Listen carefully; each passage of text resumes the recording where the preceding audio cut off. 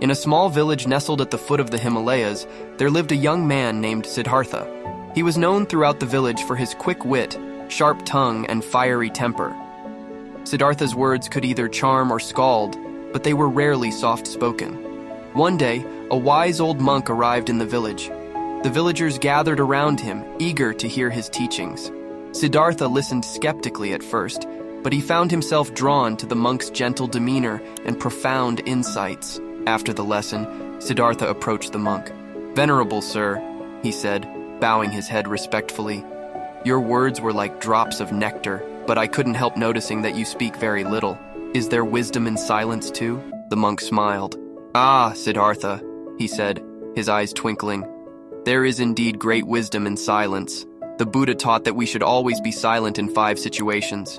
If you are willing, I can share this teaching with you." Intrigued, Siddhartha agreed, and so began his journey into the heart of silence. Number 1. Silence in the face of anger. The next day, as Siddhartha walked through the village, he encountered a man hurling insults at a cowering woman. Siddhartha's blood boiled. He opened his mouth to intervene, but then he remembered the monk's words. He took a deep breath and remained silent. Later, he asked the monk, "Why should I be silent when I witness such injustice?" The monk replied, "Anger, Siddhartha, is like a fire. If you respond with more anger, you only add fuel to the flames. Silence, on the other hand, is like water. It can extinguish the fire of anger." Siddhartha contemplated this.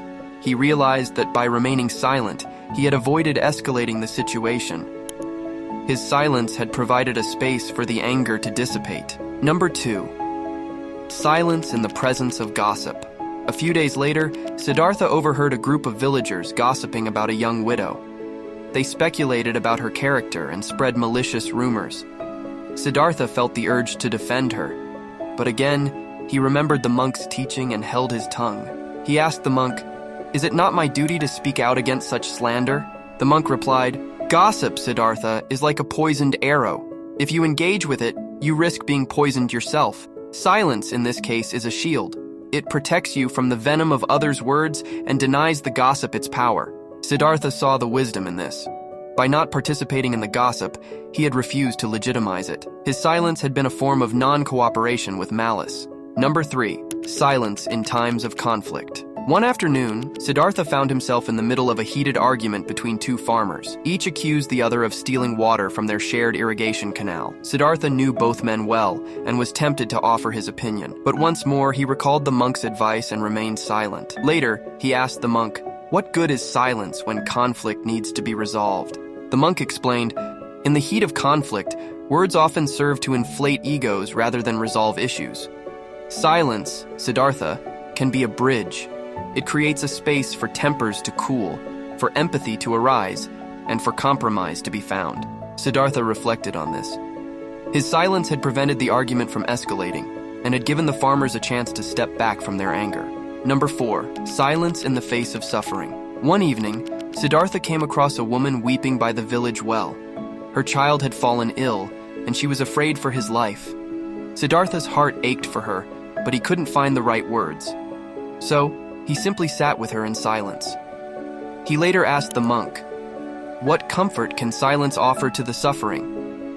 The monk smiled gently.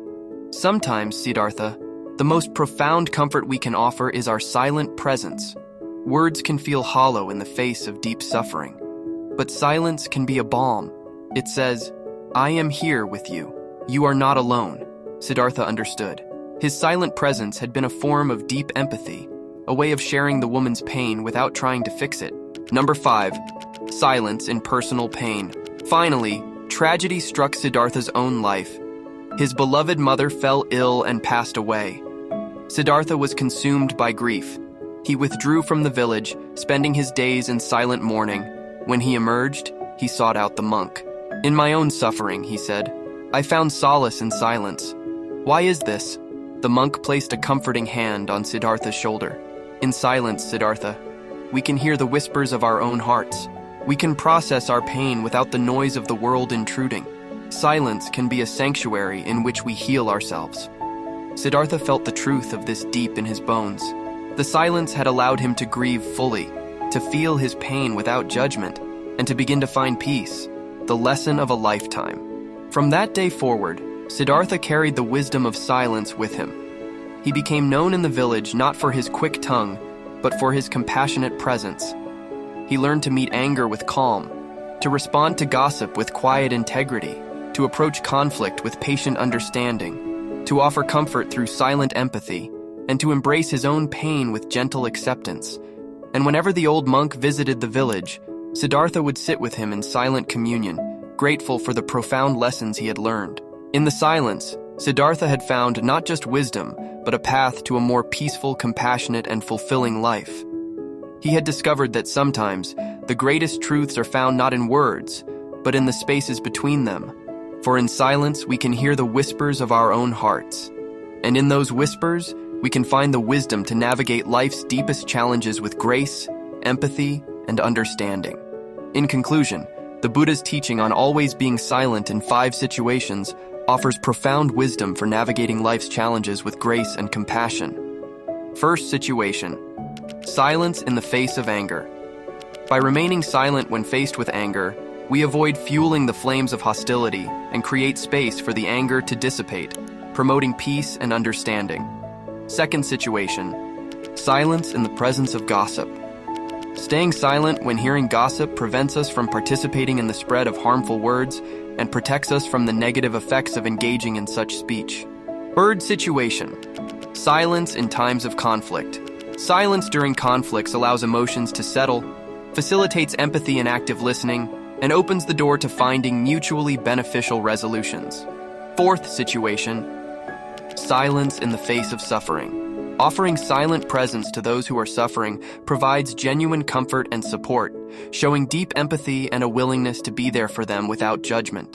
Fifth situation: silence in personal pain. Embracing silence during our own times of pain and grief gives us a sanctuary to process our emotions, connect with our inner wisdom, and begin the journey of healing and self-discovery. By always being silent in these 5 situations, we cultivate mindfulness, compassion, and emotional intelligence. We learn to respond to life's challenges with wisdom and equanimity, fostering harmonious relationships and inner peace. Silence, when used skillfully, becomes a powerful tool for personal growth and transformation, guiding us towards a more enlightened and fulfilling existence. If this ancient wisdom resonates with you, start embracing the power of silence today. Like this video if you found it valuable, share it with those who might benefit, and subscribe to our channel for more insightful content.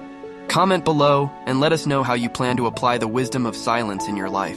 Together, let's create a more mindful and compassionate world, one moment of silence at a time.